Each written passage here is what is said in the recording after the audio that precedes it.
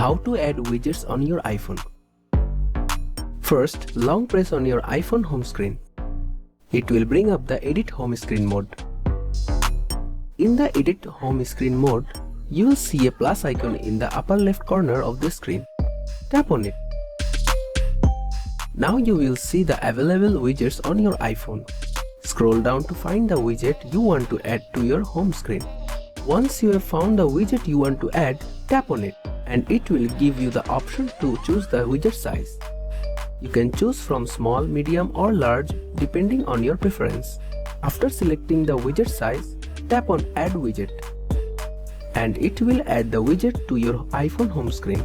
You can customize the widget by long pressing on it, which will bring up the Edit Widget mode. Here you can change the widget size, color and content. To move the widget, long press on it and drag it to your preferred location on the home screen. You can also move it to the other pages of the home screen. You can add more widgets to your home screen by repeating the above steps. You can add as many widgets as you like and customize them to your preference. Thanks for watching and we'll see you in the next one.